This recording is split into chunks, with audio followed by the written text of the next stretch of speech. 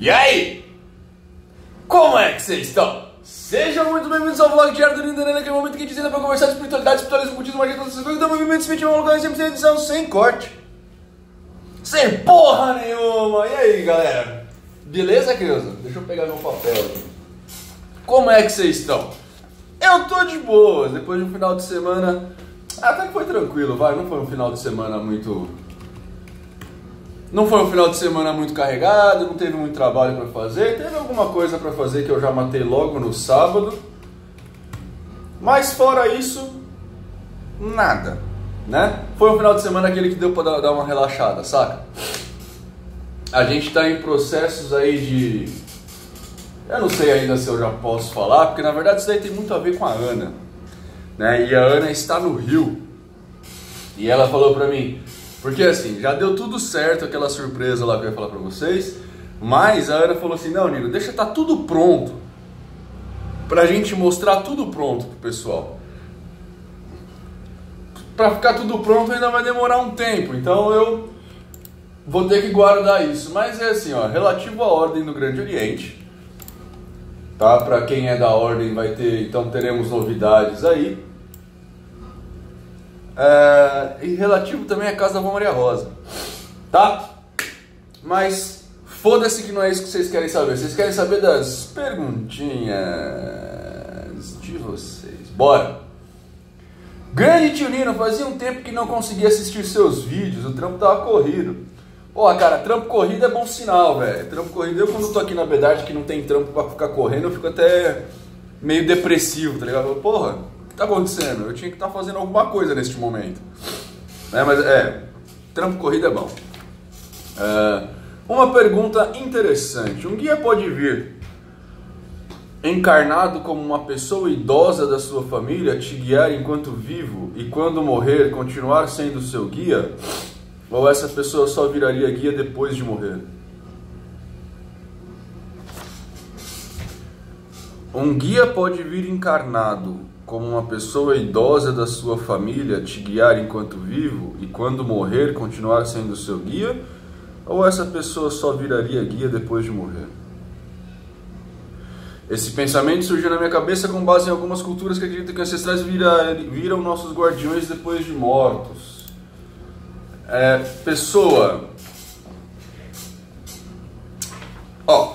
Eu não entendi direito o que você quis dizer aqui, mas vamos ver se eu consigo responder o que você está me perguntando, tá? Em primeiro lugar, guias, assim como mestres, existem vários ao longo da vida, tá? Como eu sempre falo para vocês, a gente não assume mestres por período por período vitalício, tá? Por exemplo, que eu sempre falo, né? Você está na faculdade, então seus professores são seus mestres naqueles determinados assuntos até a faculdade acabar. A gente poderia falar que seus professores são seus guias nesses determinados assuntos até a faculdade acabar. Isso quer dizer que o seu pai, a sua mãe, o seu tio, sua tia, aquelas pessoas, o vizinho que você tem muito carinho, sei lá, essas pessoas com as quais você tem muito carinho e que fazem parte da sua vida, elas são seus guias, seu avô, sua avó, né?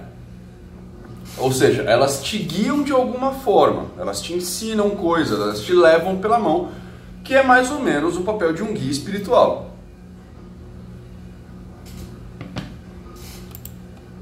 Ou seja, o papel de um guia espiritual, entre outras coisas, mas o papel de um guia espiritual é te guiar, né?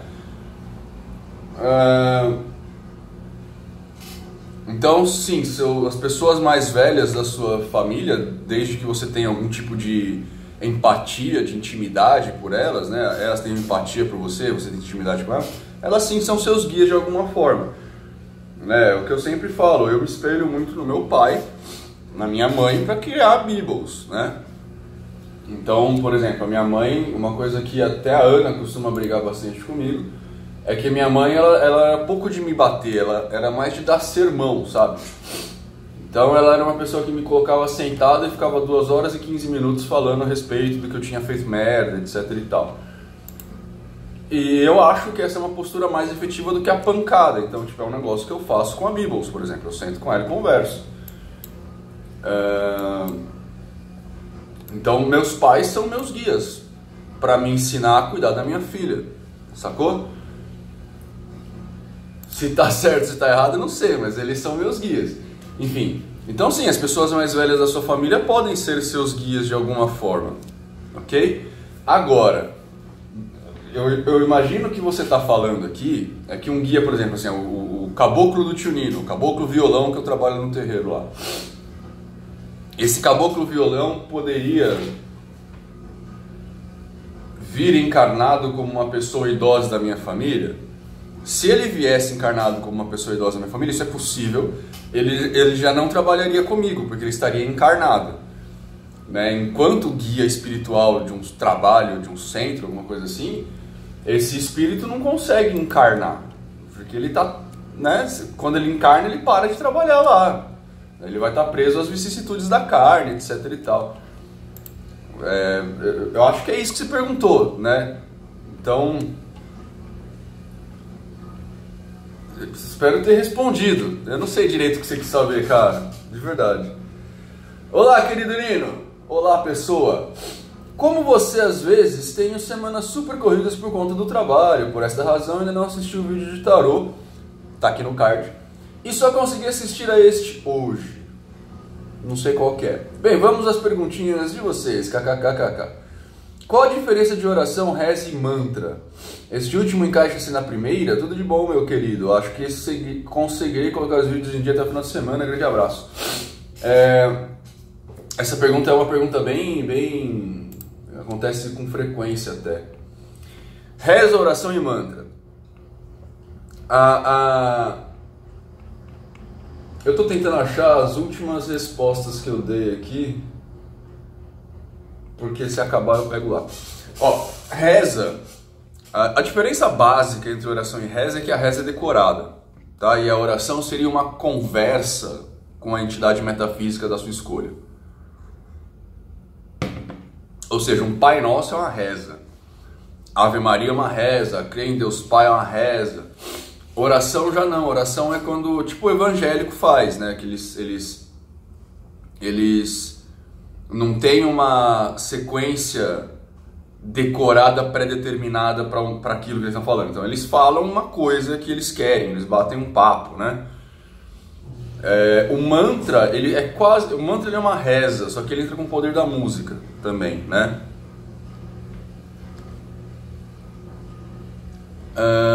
A diferença de você entrar com a música na reza, fazendo um mantra, por exemplo, e eu tô falando de música mesmo o Om, que você faz Om, ele é sonoro, ele não é uma palavra que faz Om, sabe? Ele tem uma sonoridade, ele emite uma nota, então é Om, sabe? Então a diferença é justamente a vibração que você dá, você faz o ar vibrar e essa vibração, mesmo com violão, não sei se vocês estão ouvindo, mas o ressoar de uma nota só, ele tende a te deixar em estado hipnótico. Talvez o Google Cristo Neto fale melhor sobre isso do que eu nesses videozinhos que ele faz. Se ele fizer um vídeo falando desse assunto, eu linko aqui embaixo para vocês também, tá? Ele é hipnotista, então ele sabe mais sobre hipnose do que eu. Ambas as coisas têm seus motivos de serem usados e seus pontos fortes e pontos fracos, tá? Eu não consigo alcançar o mesmo padrão energético, digamos assim, de uma reza com uma oração quando eu tô falando em grupo. Por quê?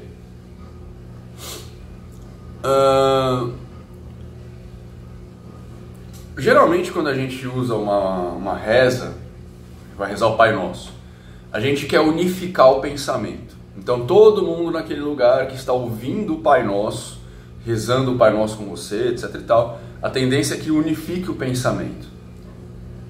Esse pensamento não está ligado necessariamente ao Pai Nosso, mas ele está ligado ao que você pensa do Pai Nosso.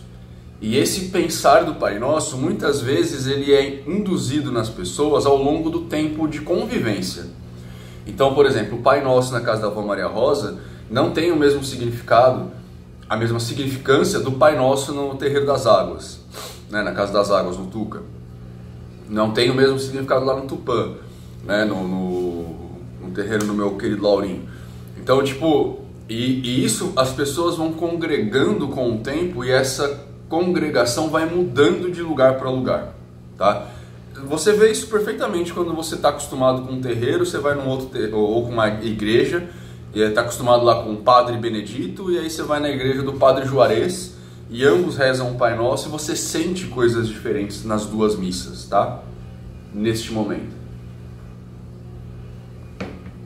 Mas, por exemplo, no início de um trabalho espiritual, seja uma missa, seja uma gira, como é um trabalho realizado com muitas pessoas, não só dentro do Campo Santo, mas os assistentes também são muitos, às vezes rezar um Pai Nosso ajuda a unificar o pensamento de todo mundo, ou até a marcar um momento de passagem, a partir de agora acontecerá tal coisa, sabe? Isso com o tempo você doutrina a pessoa. Já a oração é muito difícil de você unificar pensamento, porque geralmente quando alguém está orando, mesmo que a outra pessoa esteja prestando atenção na oração, ela está tirando conclusões da oração, enfim, ela está pensando em outras coisas. Então, a oração ela pode ser feita em grupo, mas ela é um ato mais individual, saca? Mesmo na igreja evangélica, por exemplo, quando os pastores vão orar que todo mundo entra em parafuso, você vê que todo mundo entra em parafuso de maneira individual, não entra em um parafuso coletivo, né? Algumas pessoas vão sentir o Espírito Santo, outras pessoas vão sentir o Exu e dar vazão ao Exu, outras pessoas vão sentir a bênção de não sei o que lá, outras pessoas... Então o ato é muito individual. A reza é coletiva, a oração é individual. A oração é mais forte, por ser uma coisa sincera. A reza é mais fraca, porém a reza atinge muita gente, a oração atinge pouca gente. E o mantra você pega a mesma coisa da reza e adiciona a nota musical, que ela vai induzir certos padrões mentais em você. Então você vai se igualar vibracionalmente a uma certa coisa. Beleza? Acho que ficou complicadinho, né? Mas acho que eu respondi. Parabéns pelo vídeo, mas ainda continuo com dúvidas sobre o sobrenatural, sobre Deus. Não sei em que acreditar. Tem vídeos de espíritos e aparições que não sei explicar se existem, ou pura criação humana. Se existem, não é proibido a sua materialização? Abraço. Tá, vamos lá. O que você está perguntando é sobre materialização, né? Eu acho de verdade, cara, que você está no melhor caminho tendo dúvida sobre tudo, cara. Eu acho que esse é o melhor caminho que algum estudioso pode ter. A partir do momento que você tem certeza sobre as coisas, você deixa de aprender, né? Nunca tenha vergonha de ter dúvida, cara. Acho que dúvida é uma das grandes dádivas do nosso cérebro desse tamanho.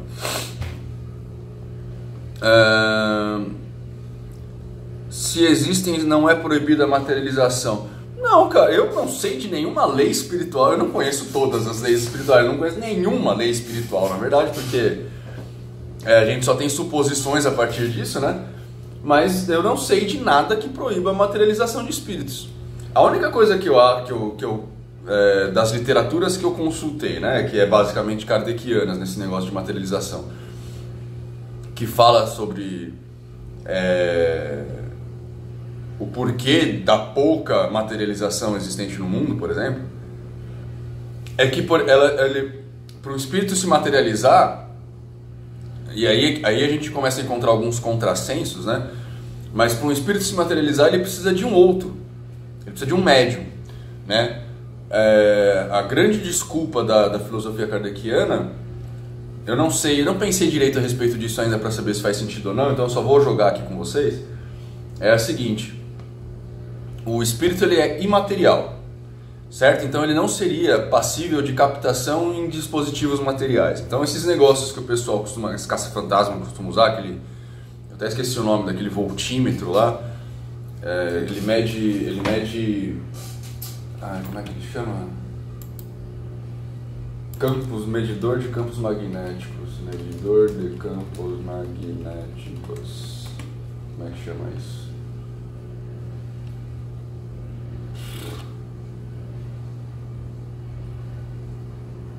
Gauss-meter.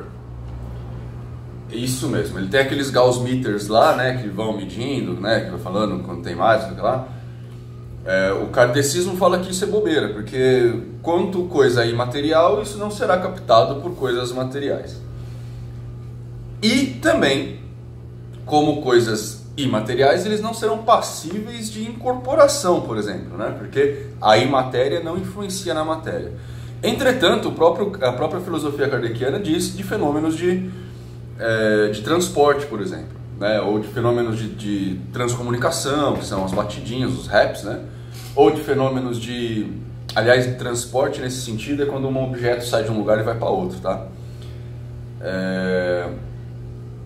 Enfim, vários fenômenos de interação espiritual com o mundo físico. E aí eles criaram uma teoria de um fluido semimaterial. Ou seja, ele não é nem imaterial espírito, nem material carne, ele é imaterial, e eles chamaram isso de ectoplasma, né?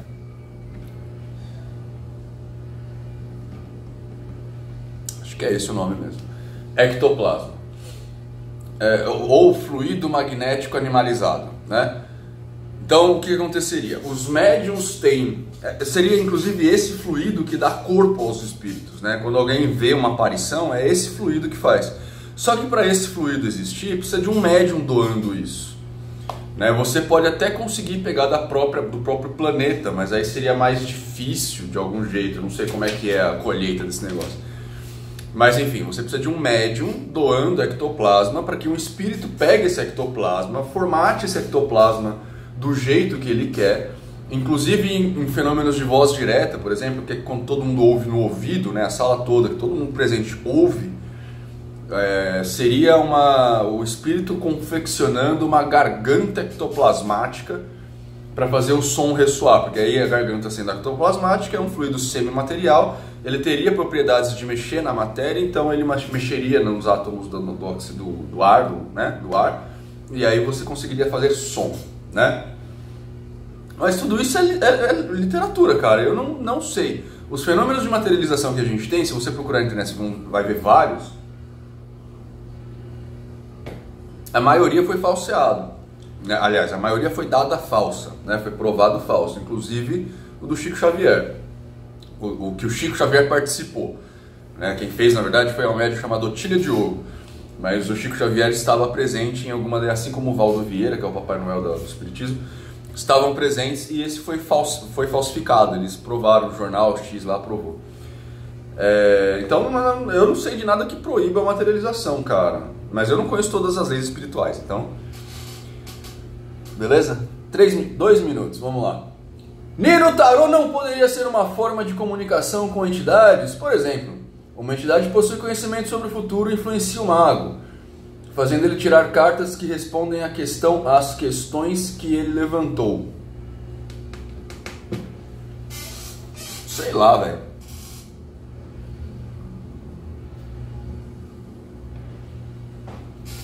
Mas, se o espírito vai influenciar o mago para tirar uma carta, por que ele já não dá a comunicação direta? Assim, eu de verdade não sei responder a sua pergunta, tá? Faz sentido o que você falou? Faz. Até certo ponto também, porque eu não sei até que ponto um espírito conseguiria saber que ordem que as cartas estão ali. Também não sei até que ponto um espírito conseguiria saber o futuro, que nem você falou, né? Foi você que falou, não foi eu? Aqui, ó, possui conhecimento sobre o futuro. Eu acho que nenhum espírito possui conhecimento sobre o futuro, cara, porque o futuro é incerto, o futuro é construído conforme a gente vive o futuro, né? São as minhas decisões agora que influenciam o futuro. Então, eu posso, por exemplo, falar que às 8 horas da noite eu vou acender um cigarro. Só que aí eu faço uma série de coisas antes, eu pego todo o meu maço de cigarro e fumo antes das 8 horas da noite. Então, quando chegar às 8 da noite, não tem cigarro para eu fumar. Eu influenciei o meu futuro mesmo sabendo que o meu futuro seria aquele. Entende? Então, esse negócio de futuro determinista me incomoda muito, sabe? E a gente só conseguiria saber o futuro, que nem você está falando aqui, a partir de uma realidade determinística. E essa realidade determinística, ela não existe. A realidade, ela é um conjunto de o futuro, ele é um conjunto de escolhas que você faz no momento presente. E todas as escolhas, inclusive, eu não entendo esse negócio de saber o futuro, gente, principalmente porque é paradoxal. É um paradoxo você saber o futuro, sabe? Tipo, ele explode a matriz da realidade. Porque olha só, que nem geralmente o pessoal fala, né? Tem uma brincadeirinha muito legal no Facebook. Se você do presente pudesse voltar para o você do passado, o que você diria para o você do passado? Cara, se eu do presente voltasse para o eu do passado e fosse visto pelo eu do passado, isso já mudaria toda a minha história do tempo, que talvez culminasse inclusive na minha não ida ao passado. Mas se eu não fui ao passado, então quem falou para essa pessoa do passado não fazer aquelas coisas que culminaram nessa pessoa voltar para o passado? Então você cria um paradoxo temporal, entendeu? E para frente é a mesma coisa. Se agora eu recebo uma mensagem falando: Nino, às 16 horas você vai tropeçar e bater a testa no chão. Eu sabendo dessa informação, eu vou agir para que isso não aconteça. Então, se isso não aconteceu, automaticamente aquilo estava errado. Se eu jogar tarô e falar assim: Nino, você vai engolir SBP e morrer, aí eu vou fazer o quê? Eu não vou tomar SBP, logo eu não morrerei, logo aquilo estará errado. Vocês entendem o paradoxo aqui? A partir dessa informação que me deram, eu não saberei mesmo se eu tomaria SBP ou não. Então, o futuro não é determinado, sabe? Tipo, isso não existe de futuro determinado. O que existe é um futuro probabilístico. Eu consigo fazer probabilidades. Então, como eu falei pra vocês, hoje às 8 da noite eu vou fumar um cigarro. O que não vai acontecer, porque hoje à noite tem karatê às 8 da noite. Então eu estarei no... tá vendo? Já é uma probabilidade de eu não fumar esse cigarro é muito maior do que a probabilidade de eu fumar esse cigarro. Porque eu terei karatê, estarei no karatê, estarei feliz e saltitante lá, me suando, me matando. Sacou? Então eu consigo fazer probabilidades, mas fazer certezas do meu futuro é impossível. Beleza? Espero que vocês tenham gostado. Já passou 2 minutos e 20 segundos aqui. Espero que vocês tenham uma ótima segunda-feira. Lembrem-se sempre, segunda-feira é o dia que a gente começa a semana. Então é o dia da gente fazer coisas legais, né? Amanhã eu preciso confirmar, mas amanhã tem um programinha bacaninha aí. Uma live que eu vou fazer com o brother. E nessa live, se rolar mesmo, eu vou fazer uma promoção do Ocultaria. A gente vai lançar a promoção e aí eu vejo com eles se a gente faz uma outra live pra gente dar o resultado da promoção. Beleza? Aguardem novidades aí, fiquem de olho no facebook.com/NinoDenani. Tá tudo lá. Se vocês querem ajudar a gente a fazer o roteiro dos próximos vídeos de quarta, acesse o fórum da Ordem do Grande Oriente, ogon.org. Dê uma olhada lá que os temas estão lá e as pessoas já estão colaborando, beleza? Próximos temas, Runa, que eu vou gravar para esta quarta, e Búzios para quarta que vem. Já me falaram para fazer do Xing, também vou pensar a respeito, beleza? Lá também vocês podem sugerir temas. E tchau!